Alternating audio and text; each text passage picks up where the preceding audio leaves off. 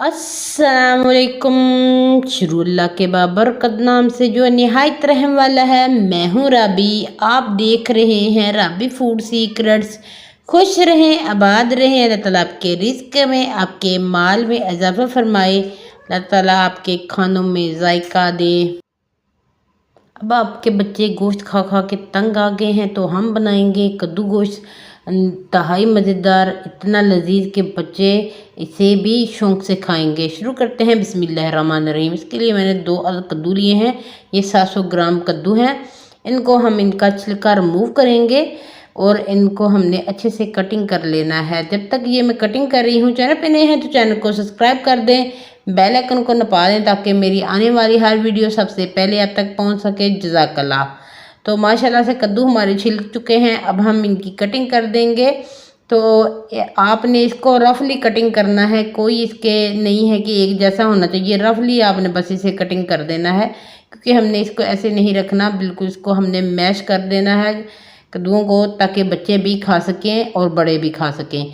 अक्सर होता है कि बच्चे जो है ना कद्दू नहीं खाते या फिर गोश्त नहीं खाते, ऐसे दोनों चीज़ें खाई जाएंगी। इनको पानी में आपने डिप करके रख देना है। इससे क्या होगा, ये काले नहीं पड़ेंगे। दूसरी तरफ हम कुकर लेंगे ताकि जल्दी से पक जाए।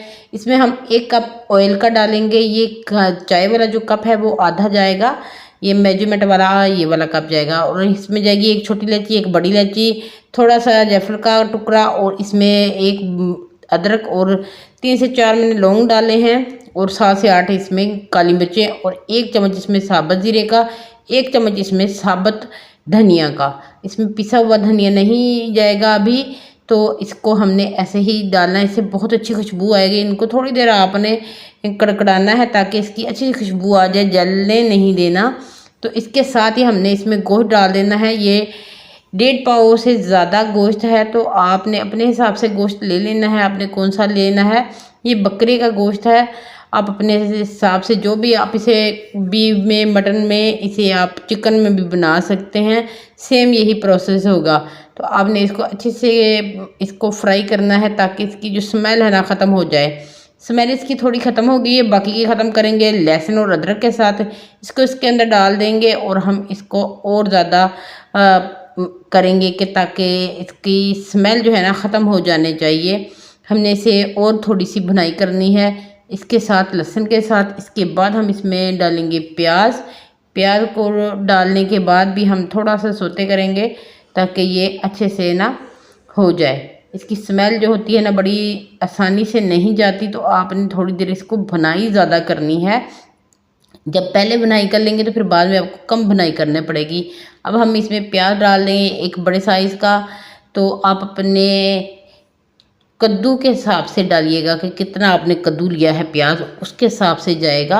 और गोश्त भी, गोश्त कम ज़्यादा हो सकता है, आप चाहे तो ज़्यादा भी कर सकते हैं। ज़्यादा करेंगे तो सालन आपका बहुत ज़्यादा बन जाएगा, इसलिए हमने इसमें 3 पाव गोश्त का इस्तेमाल किया है। इसमें टमाटर की प्यूरी डाल देंगे। 2 अदर टमाटर हैं, इनकी प्यूरी बना रही है तो ये इसके अंदर शामिल कर देंगे। अब हम इसकी डालेंगे मसाले, ताकि टमाटर पहले इसलिए डाले हैं ताकि मसाला जब डालें तो ये जले ना, टमाटर में पानी होता है इसलिए। नमक जाएगा हस्बे ज़रूरत, मैंने 1/2 चम्मच डाला है। 1/2 चम्मच इसमें लाल मिर्च पाउडर डालूंगी क्योंकि मैंने ज़्यादा स्पाइसी नहीं बनाना। हल्दी पाउडर जाएगा 1 चम्मच इसमें। 1 चम्मच इसमें सूखा धनिया का जाएगा, पहले भी सूखा धनिया डाला है, अब ये पिसा हुआ सूखा धनिया डाला है। साथ में काली मिर्च का 1 चम्मच जाएगा, और इसके साथ ही इसमें जाएगा चाट मसाला। चाट मसाले से इसकी बहुत मज़ेदार सा जायका बनेगा। 1 चम्मच इसमें हम हरी मिर्च का डाल देंगे, ज़्यादा नहीं डालना। ये 2 अदद हरी मिर्चें हैं जिनको चॉप किया हुआ है। अब हम इनकी करेंगे भुनाई। हल्का हल्का आपने पानी लगाते जाना है और आपने इन मसालों के साथ गोश्त की भुनाई करनी है इतनी देर के जो आपके मसाले हैं ना ये कच्चे ना रहें। सिर्फ 2 मिनट लगेंगे क्योंकि गोश्त की हमने पहले भुनाई की हुई है, इसलिए इसे ज़्यादा भुनाई हमें नहीं करने पड़ेगी। अब हम इसकी भुनाई हो चुकी हुई है माशाल्लाह से। आप चेक करें कि मसाले जो है ना बिल्कुल गोश्त के ऊपर लग गए हैं अच्छे से और इनकी भुनाई हो गई है। अब हम इसमें डाल देंगे कद्दू। कद्दू आपने जो पानी में से वैसे ही निकाल के ना हाथों से ऐसे डाल देना है, क्योंकि आप चेक कर सकते हैं इस कद्दू में पानी भी चला गया है और कद्दू का कलर भी बिल्कुल भी ख़राब नहीं हुआ, काले नहीं पड़े, ऐसे ही वाइट हैं जैसे हमने अभी अभी कटे हों। हालांकि इसे कटे हुए आधा घंटा हो चुका हुआ है। तो इसको इसके अंदर डाल देंगे और इसकी भी करेंगे भुनाई। आपने इसको भूनना, बहुत ज़्यादा भूनना नहीं है, इतना का भूनना है कि ये मिक्स हो जाए आपस में। तो ये मिक्स हो चुके हुए हैं। अब हम इसमें पानी शामिल कर देंगे। पानी आपने इतना डालना है कि गोश्त भी गल जाए और कद्दू भी हमारे गल जाए। तो पानी हम डालेंगे इसमें 2 गिलास। पहले थोड़ा सा कम में पड़ा था, वो भी मैंने डाल दिया। 2 गिलास और पानी के इसमें डाल दूंगी।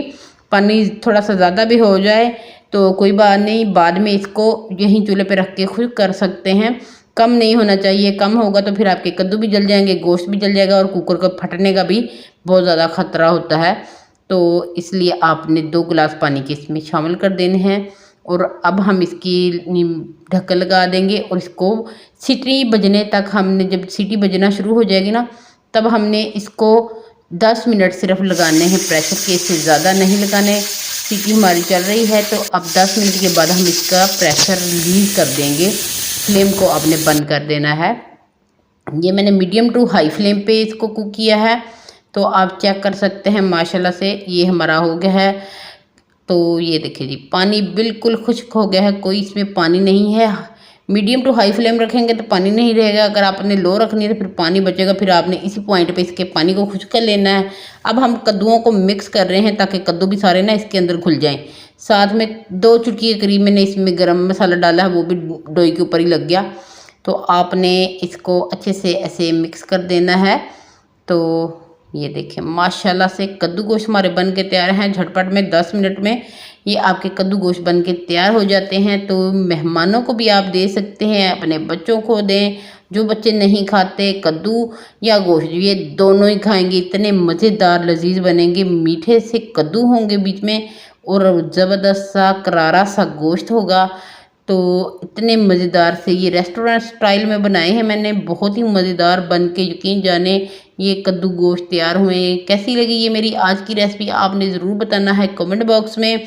तो इसके ऊपर धनिया के बजाय मैंने पुदीना लगा दिया। धनिया आजकल नहीं मिल रहा तो इसलिए मैं इसके ऊपर गार्निश के लिए पुदीना लगा रही हूँ। इससे बड़ी अच्छी सी खुशबू आएगी और बहुत ही मज़े का लगेगा। कैसी लगी ये मेरी आज की रेसिपी आपने ज़रूर बताना है। खुश रहें, खुश रहने दें, मुझे दें इजाज़त अगली वीडियो तक के लिए। अल्लाह हाफिज़।